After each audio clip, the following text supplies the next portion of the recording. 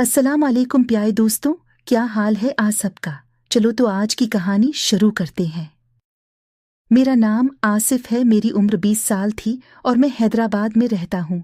रात का वक्त था, मैं कमरे से बाहर निकला तो अचानक से वो लड़की मेरे सामने आ गई, जो कि मेरी खाला की बेटी थी, जो कुछ दिनों से हमारे घर रहने आई हुई थी। उसे देखते ही मैंने मुस्कुराते हुए कहा, आप अभी तक जाग रही हैं। मेरी बात सुनकर उसने कोई जवाब न दिया और आगे चली गई। उसका ये रवैया देखकर मुझे बहुत ज्यादा गुस्सा आया। बंदा कम उस कम बात का जवाब ही दे देता है। लेकिन हैरत तो मुझे इस वक्त हुई जब मैंने उसे अपने भाई के कमरे की तरफ जाते हुए देखा।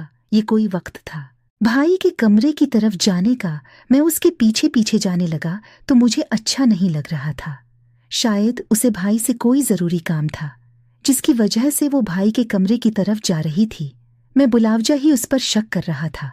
लेकिन जब मैं भाई के कमरे के पास गया तो इसके अंदर से आवाज सुनकर मेरे रोंगटे खड़े हो गए। वो मासूम सी नजर आने वाली लड़की इतनी भी मासूम नहीं थी।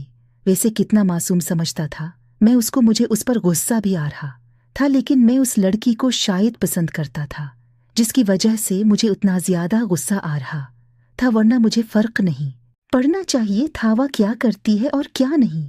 और बचपन से ही ऐसा होता था, जो चीज मेरे भाई की होती थी मैं उसे छीन लेता था। और अब उस लड़की की बातें सुनकर मुझे ऐसा लग रहा था शायद वो भी मेरे भाई को पसंद करती थी, जिसकी वजह से वो भाई के साथ ऐसी बातें कर रही थी।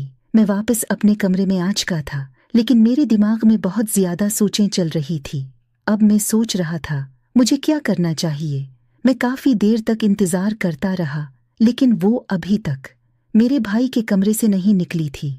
मुझे गुस्सा आ रहा था, ऐसी भी कौन सी जरूरी बातें कर रही थी जो अभी तक वो बाहर नहीं निकली थी। काफी वक्त बाद वो निकली तो साथ में मेरा भाई भी निकला। वो मुस्कुराती हुई कहने लगी, मेरे ख्याल से इस वक्त हमें डिनर करना चाहिए।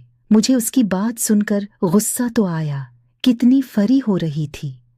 मेरे भाई के साथ मेरे दिमाग में अभी भी उसकी पहले वाली बात ही घूम रही थी। अगले दिन ही दोपहर के वक्त मैंने देखा घर में सिर्फ उम्मा थी और कोई भी नहीं था। मैं उम्मा के कमरे में गया और उनके घुटनों के पास जाकर बैठ गया। जब मुझे उनसे कोई काम होता था या मुझे कोई चीज चाहिए होती थी, मैं उनके पास ऐसे ही जाकर बैठ जाता था। वो मुझे प्यार से कहने लगी, क्या हुआ है, ऐसे क्यों बैठ गए हो। उनकी बात सुनकर मैंने कहा, उम्मा मुझे कुछ चाहिए, आप मुझे देंगी। वो थोड़ी परेशान हुई, फिर कहने लगी, हाँ तुम्हें क्या चाहिए। मैंने उम्मा से सादगी से कहा, मुझे इस लड़की के साथ शादी करनी है, वो मुझे पसंद आ गई है और इतनी अच्छी भी तो है, आप ही तो उसे बहू बनाना चाहते हैं।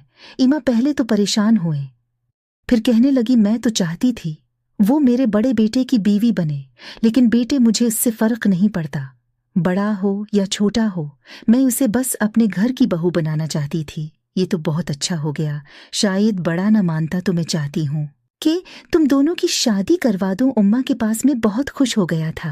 अब ये सोचते हुए मुझे बहुत ज्यादा खुशी हो रही थी कि भाई का क्या हाल होगा जब उसे मालूम होगा मैं शादी करने वाला हूँ। वो लड़की अभी भी मेरे भाई के साथ बाहर घूमने गई हुई थी और वो जब आए तो मैं बहुत ज्यादा खुश था। लेकिन मेरे प्यारे नाजरीन, अगर आप मजीद ये कहानी देखना चाहते हैं तो मेरे चैनल को सब्सक्राइब कर दें, ताकि आपको इस कहानी के मजीद पार्ट मिल सकें।